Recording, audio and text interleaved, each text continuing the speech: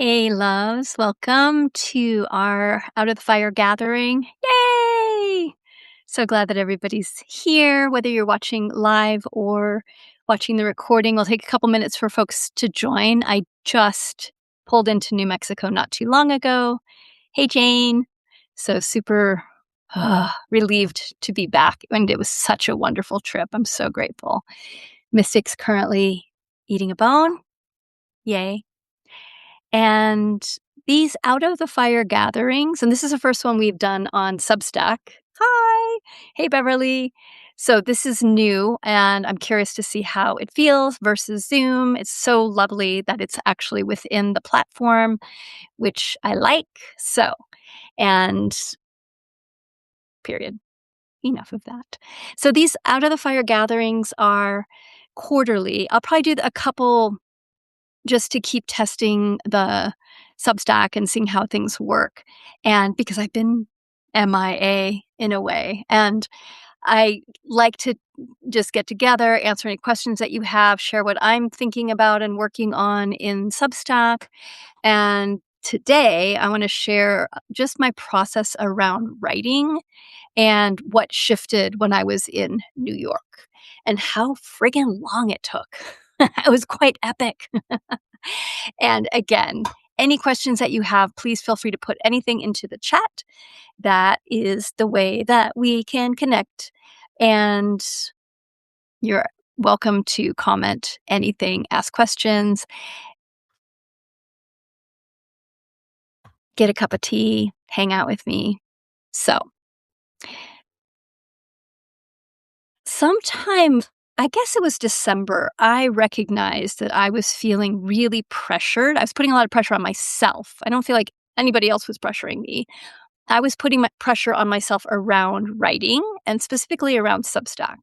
So I was writing every week and I love writing. And what started to happen is that because the deadline was every week and hey, yeah. And because I wanted to write really quality things for Substack and everywhere I write, but especially for Substack, then it started feeling more and more like a burden and heavy. And I found myself dreading it. And so that was when I decided to say, okay, I need to pause. I need to just take a break and give myself some time to find my way back to being in love with writing and being excited about it. And it took 3 months, which kind of surprised me. I thought it would probably take me a month of a break. And in that time, I was still writing and still doing things. But what was different is I didn't write if I didn't feel like it. And I just gave myself full permission around all types of writing, book, Substack, other articles. And so what happened, there was 2 things that happened that were so cool that I want to share just around creativity in general, because I think this is important for all of us, that as creative beings, we often get downloads, and we often get more downloads than we could ever process. I think the more creative we are and the more we're actually doing output and moving things through us, the more the universe says, yay, there's an open channel. I'm going to send things their way. And what I know is that we can't do all of them. So there's a level of discernment that we get to start to practice in ourselves of what's really mine to do and what's not, or what am I not getting to until next year or 5 years from now or this next quarter. And so there's ways that information comes in. We need to capture it, but we also don't have to do it all the time. And I think also sometimes when we capture things, if you don't really consciously tell your mind, we're not doing this right now. It's held over here. It's parked. It's secure. We'll go back to it. The mind will have this sense of like, oh my God, I have to keep track of that. Anybody ever have this experience? So Laura's here. Welcome. Hey, Sarah. Yay. I'm so happy that you all are here with me. This is so great. So what I found is that channel of information coming in started to dry up. And I knew that was because I was burned out. And so then putting a pause on everything. Hey, Maria. Hey, Heather. And when I knew that things were starting to come back online was when the rush of, like, I have this list of, just from the drive home, of like 20 article ideas. And I'm probably not gonna get to all of them, but there'll be some creative way they come together in magic. So when the idea flow started to dry up and I was feeling dry and like pressuring myself, what the shift was giving myself just the permission. However long it takes, just the permission.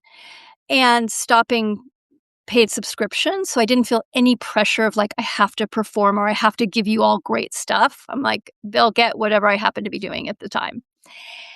And I recognized about 2 months in that I had created this idea of what Substack should look like, that somehow it should be completely cohesive, that every article should be excellent, that they should somehow tie together. I was writing it as if it was a book, and I needed to make sense or have some sort of flow between them, instead of just sitting down and writing things. And what I've seen over and over again is so often when I just sit down and write something that I'm inspired about and don't edit it too much and don't think about it, often those are the ones that get the most likes or the most people coming back and saying, "Oh my God, thank you so much. That was really helpful. I needed that." And it's when I get in my head that the writing can come out more stilted. So here's my plan now is there was just a moment when I put the turn Substack back on that I did it because I was excited to write. I had ideas, and I also felt curious about what was gonna be next and what was it gonna look like. So, the plan now, and this has been a plan for a while, but it feels more solid now. One big kind of investigative article a month. And these are ones that take me longer to write because I have to really sit and let them stew inside of me and figure out what's the unique angle to it, what's my piece, what makes it different than other things, and also because sometimes it's scary to write these things. So the next one I'm working on right now that'll come out first week of May is around sexual abuse, sex trafficking, pleasure, how to heal. So I'm pulling I've been reading so much around the Epstein files and sex trafficking and pornography, child abuse pornography. So not fun research, but really important research. And listening to survivor stories and gathering it and letting it settle in my being and living it for a while inside of me of what gets to rearrange and what wants to come out. And so an interesting thing is that I recognized, and this was because of, I just spaced her name. It will come back to me in a moment. You all know her. But there's somebody who's really well known who wrote, "Hey, can we all just take our attention?" This was in the height of the Epstein files when we were all talking about it before we were at war. Surprise, and everything got diverted there. That she said, "Can we take our attention off the survivors? Because it's a lot to hold the collective angst around this, and we end up piling it on the people that actually are innocent, rather than putting it kind of where that energy belongs." And so I've been thinking about that collective energy and where do we put it and what are we holding, and what I want to write about and figure out how to invite us all into is how do we do big prayers and energy and put our focus towards may all people that are abused, may they thrive, may they heal, may they have great sex, may they find a deep connection to their body if they want great sex, may they find a deep connection to their body.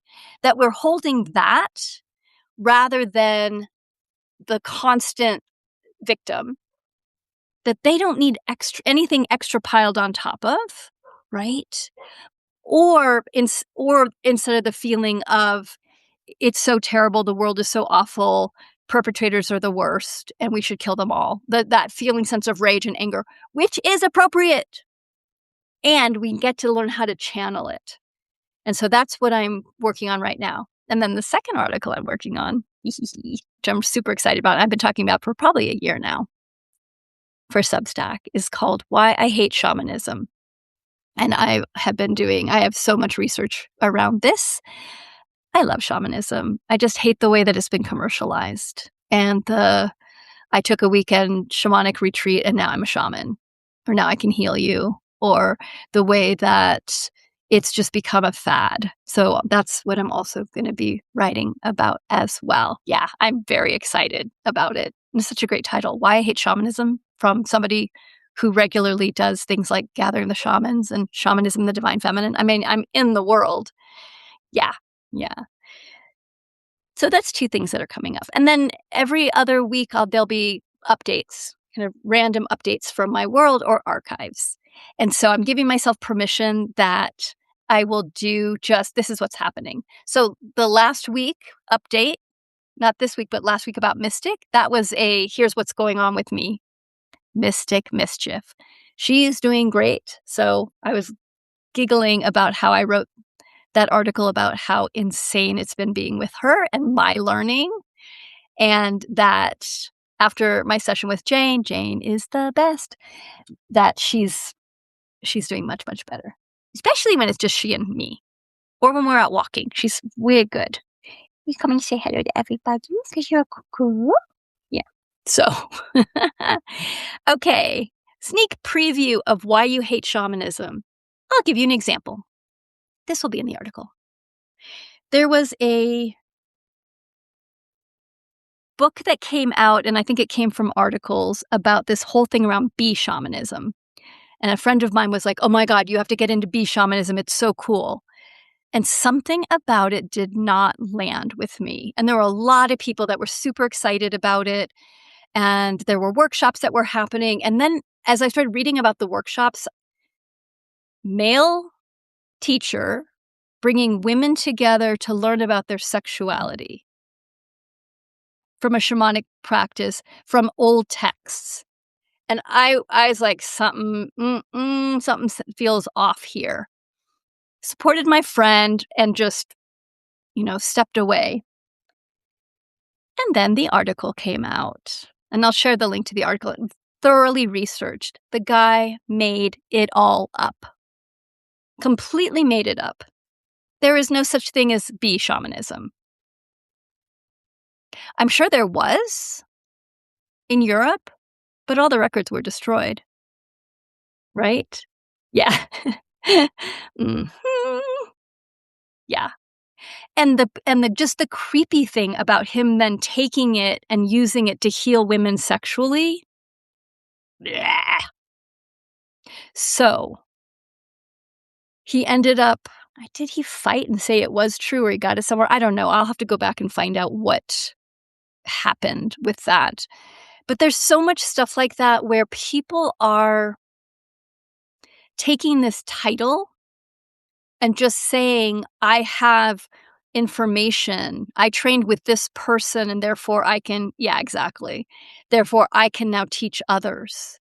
And they've got 2 weeks of a workshop under their belt, literally. I mean, I've been doing shamanic practice for 30 plus years and I still don't call myself a shaman, even when I go to Gathering the Shamans. And it's kind of funny because the folks that go there, the kind of my peers, we all, when somebody says, yay, you're all shamans, we cringe. Not all of us, but most of us are like, we're shamanic practitioners. Being a shaman, you are embedded in a community and it's not usually a job you want. Because it's hard. And you're working with entities and with the community and like you're in service in a really big way. Yeah. Yeah, exactly, Laura Gross. Like the Olympic trainer that abused all those girls and said it was for their elite. Yeah, exactly. There's so many things that are twisted. I'm also going to write another article about cults.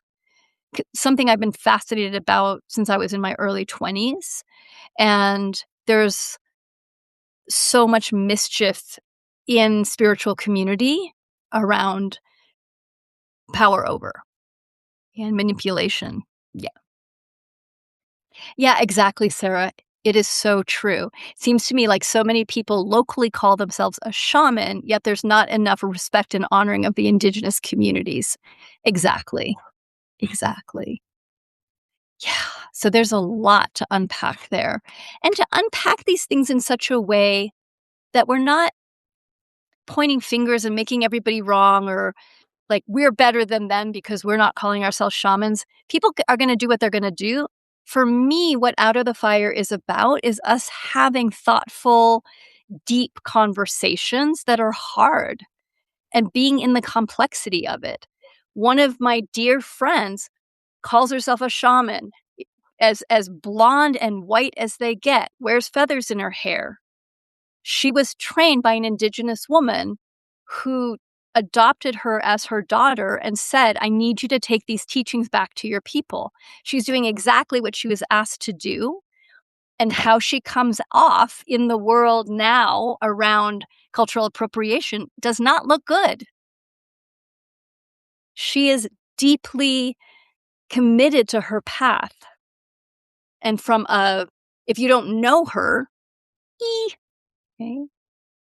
So there's complexity there. We can't just make the blanket statement, everybody's culturally appropriating, for example, indigenous culture, or that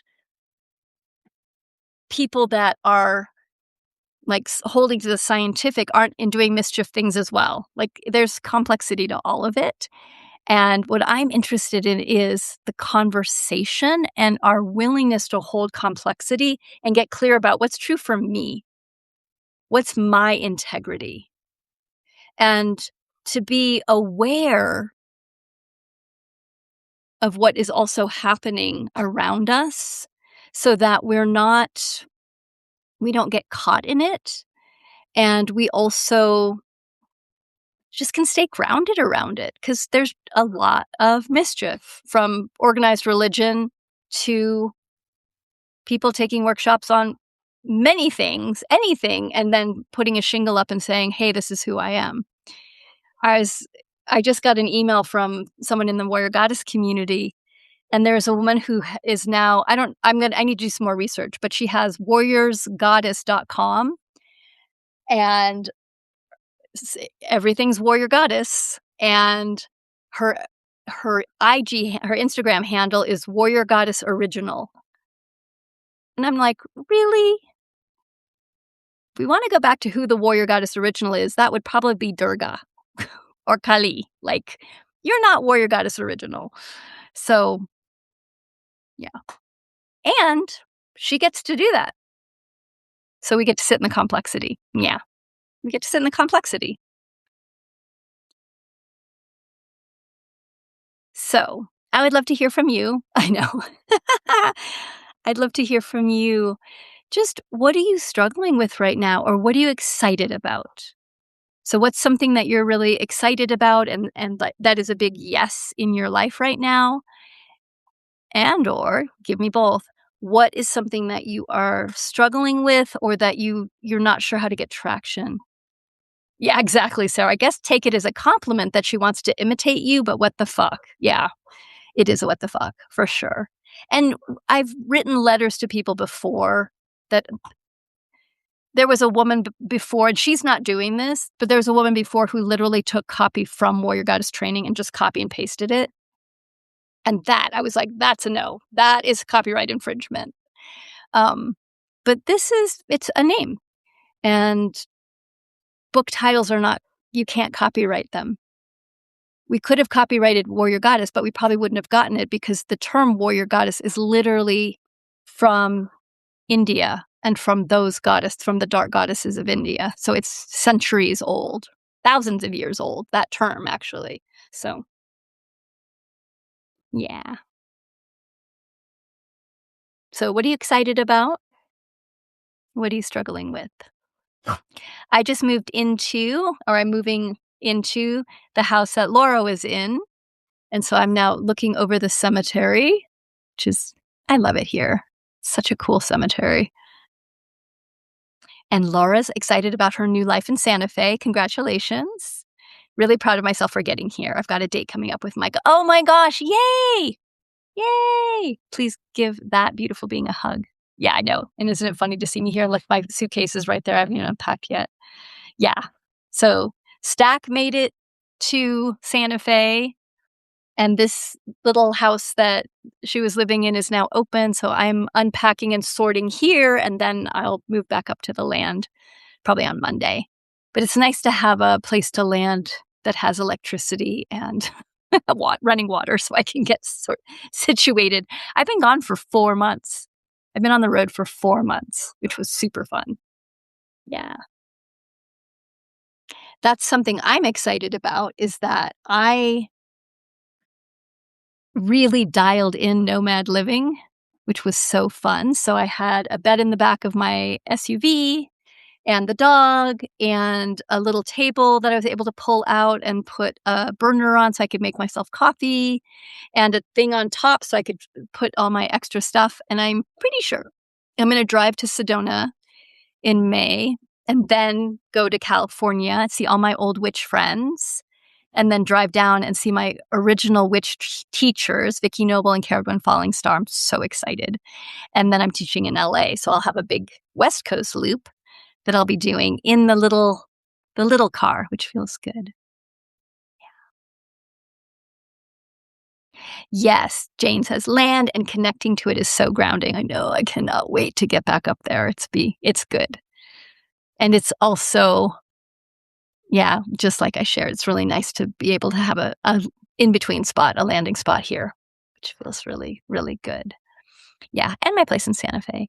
So Laura shares, struggling with getting used to holding more money. I've been spending more again. Part of it was necessary for the move, and I also realized just need to keep expanding in this area. Yeah, I just heard the greatest term. Can I remember it? I think it's like spending inflation, salary inflation. I'll go find it. But I was just listening to this podcast on the drive from a woman who her kind of title is Broke Black Girl, and her book is called Broke No More. Highly recommend it. It's super simple. But one of the things she talked about is exactly this. She said this is what happens is when people start earning more money, they then start spending more money. Inflation, and it's inflation, basically. But it's not helpful because you never get caught up because you just keep increasing your spending. And so that I had the same aha of like, right, okay, give your money a job. That's what Carrie always teaches us, and what this woman as well, her name's Dasha Kennedy, shared of the idea. And this is true about energy, right? Yeah, that energy flows on our breath and our intent and our imagination. So when we visualize something and send energy, and that's why I feel so passionate about like what we're doing with survivors right now that are in the media and who are being so courageous to show their faces and to talk about things, that if we're all dumping the image of they're still victims and they're still completely traumatized and they're who they were when they were that age, we're holding that energetic and it's harder to get free for them. And we do the same thing with ourselves. And if we're also holding, they should be healed, that nothing, like we're just holding, like spiritually bypassing everything, that also is not helpful. If we're holding the intent and the energy of, we love you, we see you, thank you for your courage, we pray that you're healing, we pray that you found the right people to be in relationship with, that we hold that in the field and that gets received, I deeply believe. And that as we hold what we want to create in our world, we're creating these lines of energy. It's the same thing with money. Money's just energy. And so I'm so falling in love more and more with give your energy a job. Where do you want your energy to go? And where do you want your resources to go? And that's part of being in good stewardship. Beverly shares, working on building more community relationships. Yes.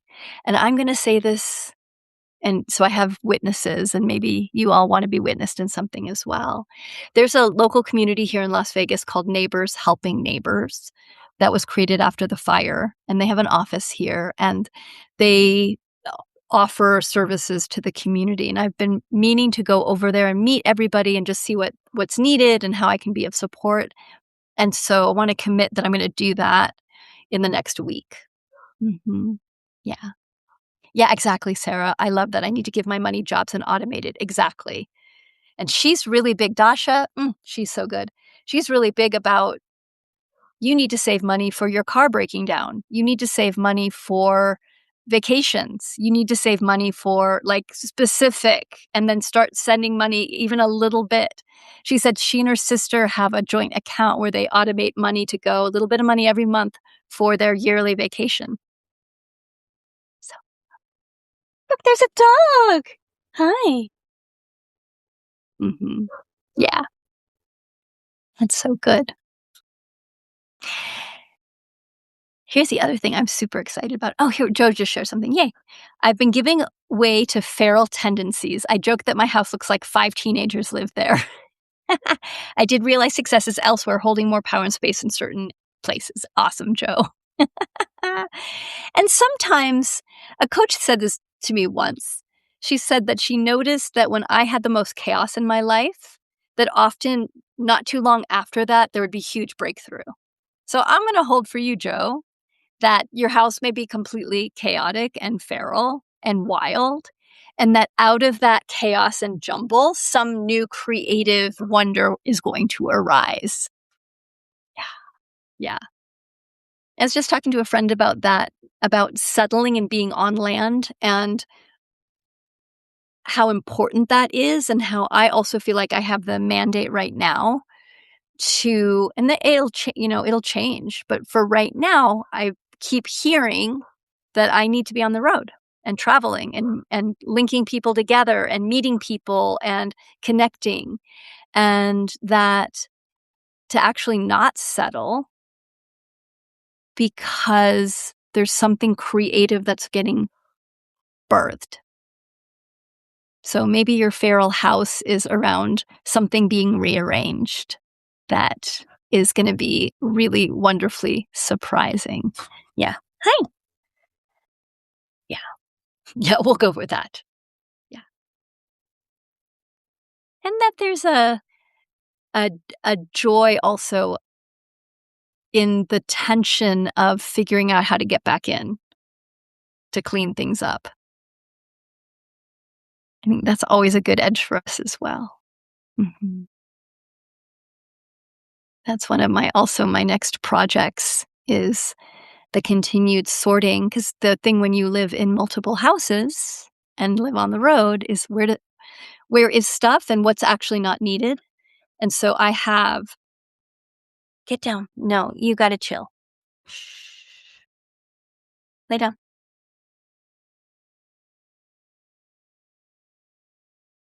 Thank you. Thank you. That I have stuff in the storage unit. I have stuff in my office in the other house. I am unpacking stuff here. I have stuff in my car. I have stuff up on the land. I have stuff in Santa Fe because I have another place in Santa Fe. And I have things in Mexico. So that, okay, let's start simplifying and sorting is exciting and also overwhelming and exciting. Laura, I'm so happy I get to start again with new habits in a new place. Yes, exactly. It's a lot easier with a new start. It's true. Yeah. And Laura shares, my house also blew up pretty solidly before the move. Yeah, no doubt. No doubt. But you did a great job cleaning it up. Thank you. Good.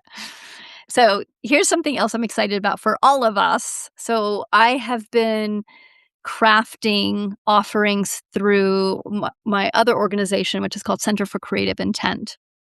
And my dear friend Mary and I, and Laura was part of this, and will, I'm sure, come back at some point, are starting something called Ash and Rose Spiritual Collective. And it's a container for classes and offerings and free things. And so we're doing newsletters on Substack every other week and offerings. And so I'm in this big pulling things together around this next offering, which is, and this has been such a long time dream, such a long time vision, to do two big dreaming circles a year. So one's May, coming up 2 weeks from now ish, 21 days. So May 1st, I think we're doing it April 30th. I'll be sending this. I'm pulling all this together, but coming up soon, all night dreaming circle where we'll get together and hold energy and do big prayers overnight. And there's a rhythm where we set intent together and then everybody goes to bed and then wakes up at certain times or doesn't wake up and does the closing.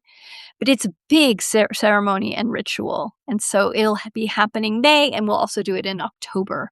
So May Day and then Samhain. That's coming up. And that there's also I've been doing these things called prayer beads, which are small little bite-sized pieces because I've been looking at what do I need? What kind of support do I need right now? And having places where I'm committed to showing up over time is really helpful with how busy things are. So right now I just finished a prayer beads 11-day meditation, and I'm going to be doing another one after this coming new moon on I think I'm doing it on creativity. I don't know, I have to go look at what I did. It's hilarious. Sarah, yeah. Ash and Rose sounds like a romantic fantasy title. We're having fun with it. It's been really great. Yeah. Yeah. And Laura, yes, I definitely want to come back to offering through CCI, getting my foundation in place here. Yeah, we both know it's coming true. Yeah. And there's lots of dreaming and exploration. Mary's offering some phenomenal classes that's coming up around healing with roses and a lot of her healing work. So that's very, very exciting. So I'll be sharing more about Ash and Rose Spiritual Collective next newsletter, so next week.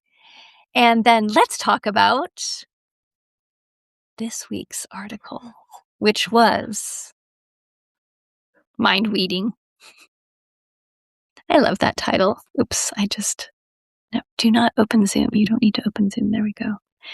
So this week's offering was called Mind Weeding, and it was an archived article that I did. Sorry, I just lost you. Let me get you back. Okay. That I wrote several years ago and then updated. And I love doing that. I love finding things that I wrote before. It feels like treasures, and then seeing which ones are relevant now and which ones feel really important. So this idea of mind weeding is recognizing that creating intent. Hello. One moment, please. Sit down. She has to go potty.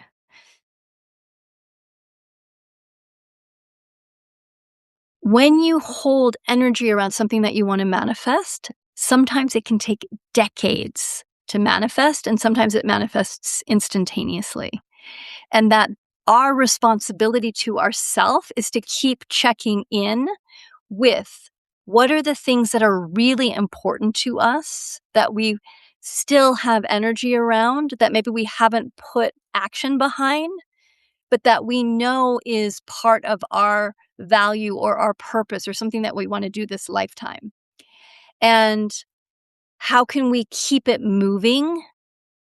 By taking little actions and by weeding out what's in the way. What are the things that we're doing that are not necessary, that are not serving us? And there's often so many weeds that we don't even recognize are burdens and that are weighing us down or that are keeping us from that clarity and that capacity to nurture the things we really want to nurture.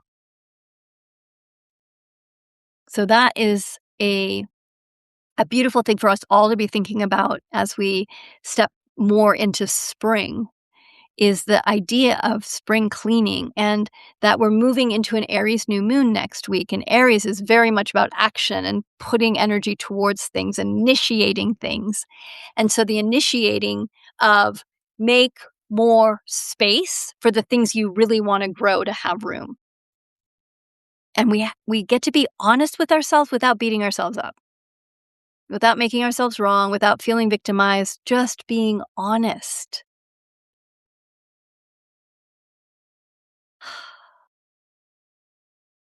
And get current. 'Cause there's also things that we realize that we've been carrying that we're not gonna get to, and so let it go. If there's something that you you review and are like, this might be from an old me," or, "This might be a dream that I actually don't wanna put any more energy into," then consciously do ceremony or set your intent to release it. Go bury a rock and say, "Okay, I'm letting whatever this dream was, I'm now putting it back into the earth," or whatever those old habits are. That was part of why I love going to New York and really getting out of my world and being in a place that's familiar but different, is that it helps me look at my other structures. So, my email boxes are pretty much cleaned out right now because I have structures that I built.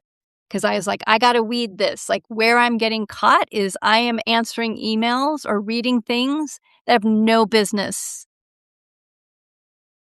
getting stuck in the weeds around. And so everything's really filtered right now. It created another problem of things that I need to see are being filtered, but I just figured out a new way. Yeah, literally, I have, like, 4 emails in each of my I have 3 different inboxes that I'm tracking, and they never have more than 10, maybe, emails. I'm just moving them, moving them, moving them. Yeah, it's cool because I created a structure, and because I recognize I'm spending too much energy on this. I wanna be able to go in and look at what's happening rather than being bombarded by it. Mhm. Yeah, because it's hard. Yeah. So here's the hack, y'all. I'll share what I just figured out because it's so exciting. So I filtered almost everything, every newsletter, every bank statement, like, everything's filtered into folders. And the stuff, like, with Jane, for example. So Jane is Mystic's trainer and a dear friend and an incredible human. And I realized that Jane's emails are getting filtered, because the person that did my filtering just grabbed everything. And we can't unfilter things. Gmail problem. But what I'm doing, and I just figured it out as I was driving, so I'm like, I got a problem, I need a solution. There's an easy solution to this. I know there is I'm just creating a secondary email that is only for people that I want direct. So it's for my closest people or people that I know I need to respond to right away. That will go into my inbox. It'll go into boop, right in front of me. So that anybody that writes me that I know needs to be in my inbox rather than filtered, I respond with that email. They write me back. Boom, problem solved. And that took me 3 months to figure out. So simple, right? And I needed enough brain space to figure it out. So that's what mind reading can do. And Serena and I were talking about this today because we're creating new projects and things. And Serena said, I'm finding that if I'm just sitting at my desk, I don't have creative capacity. Like, I'm just getting things done. But when I'm driving and when I'm walking, things start flowing and I get really creative. And so her request to me was, if you need me to think about something, can you give me a heads up and then I'll do it on my next drive, or I'll do it when I'm out walking. And so there's something else that I think we all can do, is that if there's something that you need to ponder, it's almost like you plant the seed for, I need a solution to this. I'm going to plant the seed for this in my mind when I'm walking or when I'm driving so that I can mull it in a good way and get curious and let the answer arise rather than struggling and thinking about it, because sometimes that doesn't go well. Hey, babe, what you doing? Mystic, come. Yeah. So, more pondering. And there's a way that creative generative pondering, when we claim it, then our brain starts working with us rather than just thinking about lists of, like, what do we need to do for the grocery store. If we tell our brain, when I'm walking, I want to think about writing ideas, exactly true. Jane says, I have that. I write when I'm walking the dogs. Yeah, love it. Sarah, I sing in the car on the way to work, and that's when I get the most creative ideas. Nice. I love that. Excellent. Yeah. I love that you're singing. That's the best. Yeah.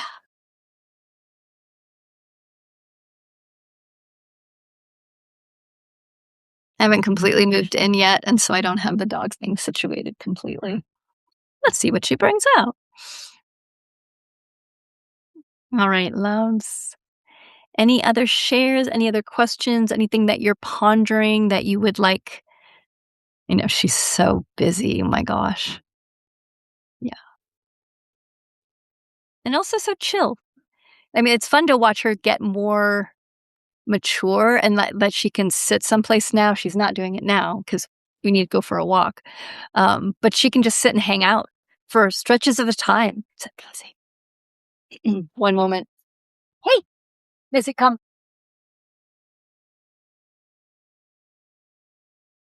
Let me give you something to eat. Here, what's this?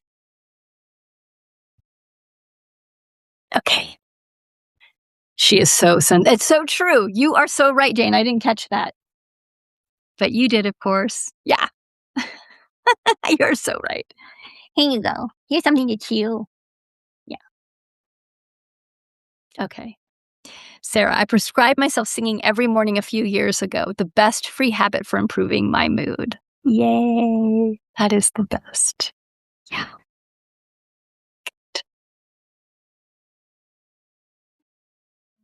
Well, I'm really grateful to get to do these lives with you and look forward to doing more. I drove from Kansas City from visiting friends. Oh, people, this is amazing. So I am such an introvert. I know I don't appear to be an introvert, but I need a lot of alone time. And I got so well grounded and settled when I was in Woodstock that on my way home, I visited, I think, 7 different friends. It was so good. It was really great. Yeah. And I loved it. And I didn't feel burnt out. And I don't feel burnt out now. I'm a little tired because I only slept 3 hours last night. But God, what a joy.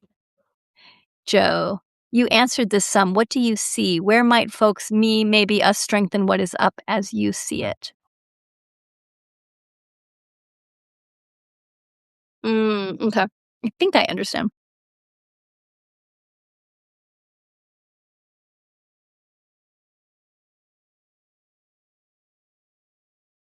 So I feel like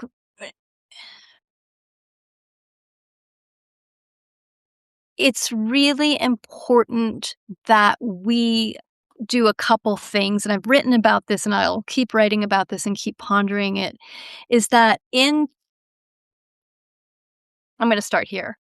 I don't think the world's going to get any more calm. I mean, it's obviously not calm now, but I think the illusion that it'll mellow out and we'll go back to normal. I think we have to let go of that and just recognize we're on a fucking roller coaster. And the truth is, there's always in some level been roller coaster of being on life. Life's a roller coaster. And that it's incredibly extreme right now. And so how do we get absolutely centered? How do we get clear and rooted and centered? Good girl. Yes. She just went to her bed with her bone. Oh. Let us take a moment of deep gratitude for Jane's training. Exactly. We need to somehow adapt without losing our minds. Exactly. And so I think part of the issue, so here's something that's interesting. During the Holocaust, let's go to the extreme, that when people had the idea, we'll get out by Christmas, we'll get out by Easter, we'll get out by January 1st.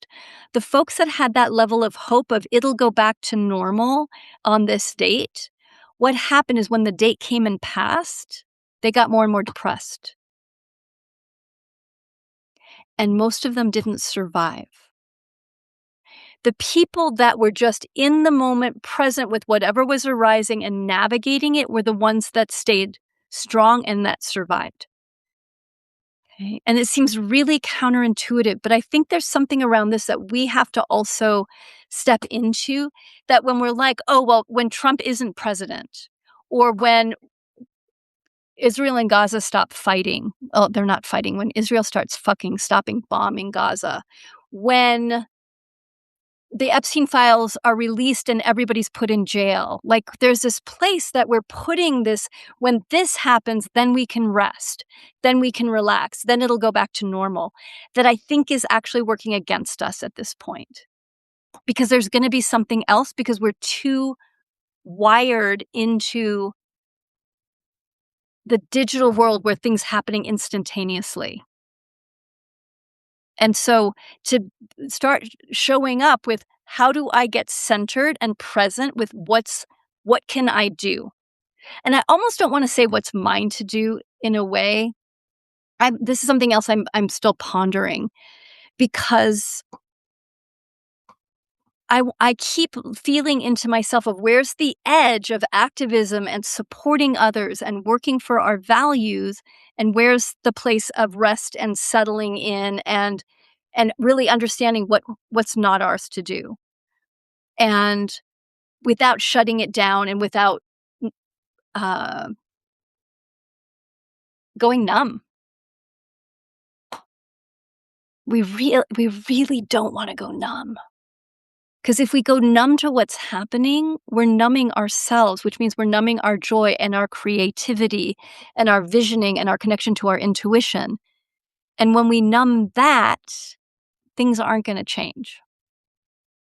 Yeah, exactly. It's also a little delusional, especially with all the AI. Yeah. I mean, it's just going to be a shit show, probably. And here's the truth, right? And babies are still being born, and there are still fun puppy dogs and horses that we can hug, and there are trees. All of the wonder is still happening as well. And so this is that the contradiction of stretching to hold the harm and the hard things, as well as the beauty and the joy. And that as we commit to deepening our roots, that means that we can open even more. Yeah, stay active and get involved in any way you can, and vote. Yeah, yeah. And build community. I think what's really, really critical at this point is that we're building local community, that you're getting to know your neighbors. I don't care what they believe in.